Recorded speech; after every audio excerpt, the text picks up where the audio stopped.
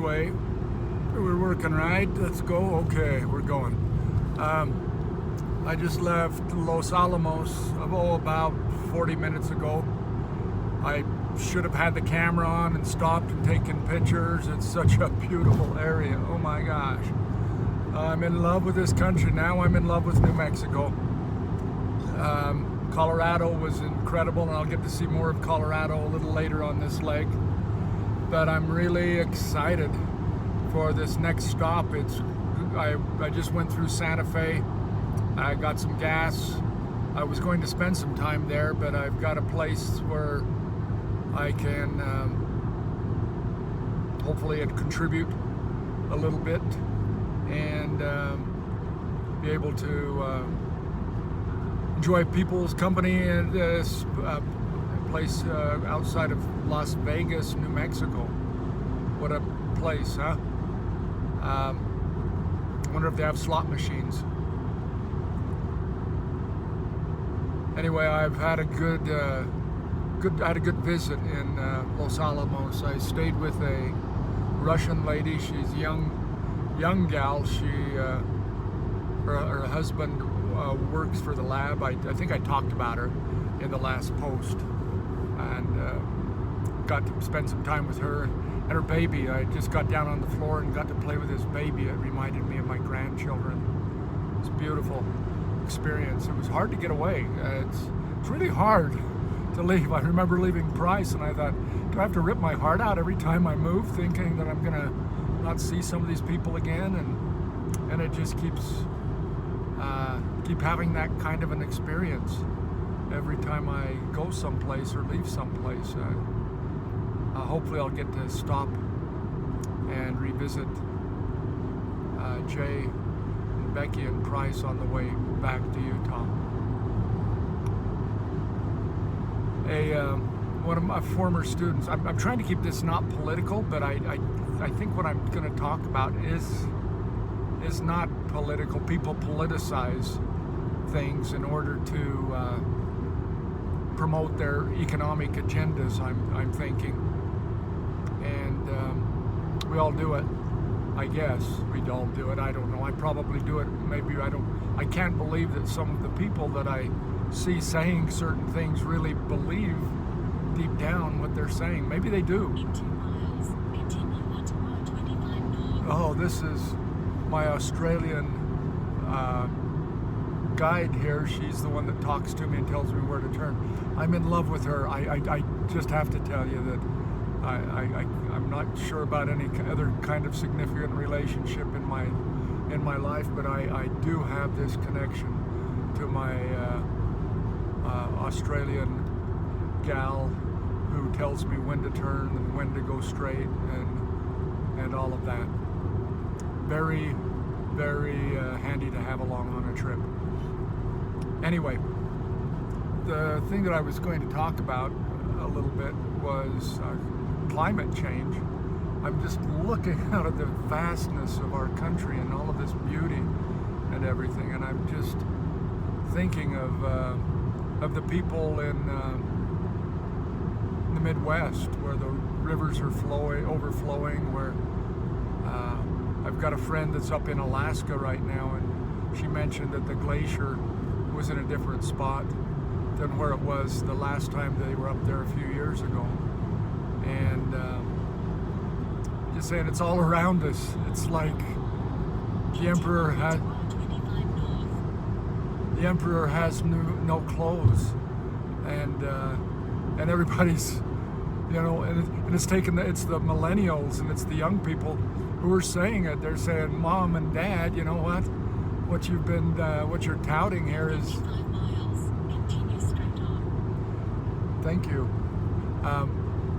What you guys are saying, the values that you're trying to instill in us, and then what you're believing and doing politically or to the earth, it's contradictory. And I'm thinking that there are some people who are kind of surprised that their kids are questioning them, and they think it's just an adolescent thing that's going on. The kids are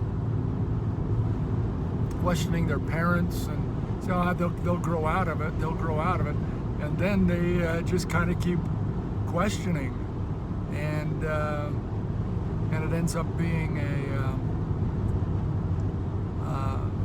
a crisis for parents, and the crisis for the kids too, because they don't want to disobey their parents. They don't do that, but they see some of the. And it's not even hypocrisy. I was going to. That was a word that came up, but the dissonance. I think Adam talked about dissonance. They see those contradictions in what we profess and what we do and say sometimes in the public sphere. And I think the climate's kind of right there on the front burner.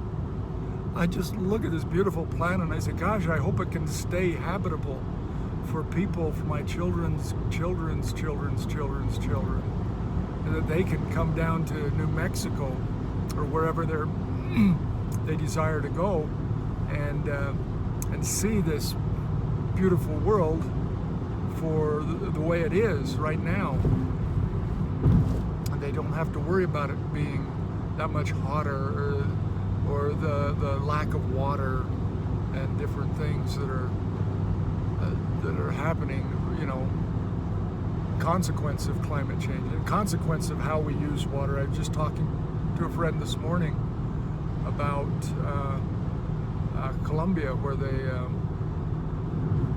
people went down and bought all the water rights, and people had to work, like 30% of their income was to pay for water. That's bizarre stuff. How does that happen? People in our country have gone to Latin America and bought water rights. People from other countries have come to our country to buy water rights. There's just so much going on, and we're so driven by the dollar or the yen or the peso or whatever, the euro. Anyway, that's my spiel for now. I'm going to stop right here, and then I'm going to come back and talk a little bit later about it, because I think I put half of you to sleep, and the other half already knew about this, and so bless you. Again, we've got a beautiful country here. New Mexico is just an outstandingly beautiful state. Oh, I came out of Los Alamos and down that mountain and stuff. I wanted to turn on the camera, but I figured I'd better be safe. Bless you all. Thanks for watching, and hope some of you will subscribe. Whether you like it or not, just subscribe and don't watch anymore. Or better yet, subscribe and watch some of the stuff. These interviews are just crazy. I think I want to talk about a few of them as on the next shot. Anyway, let's take care of the world. Let's not deny hard science just because it doesn't fit in with us, with what we do. And don't let the politicians do it. I'm not too excited about Obama opening up fracking, or not at least trying to stop it. Everybody's saying that Trump made us #1 as an oil producer. I think it might have been Obama that opened that gate, those floodgates in some ways. But anyway, that's a long story. God bless. Bye-bye.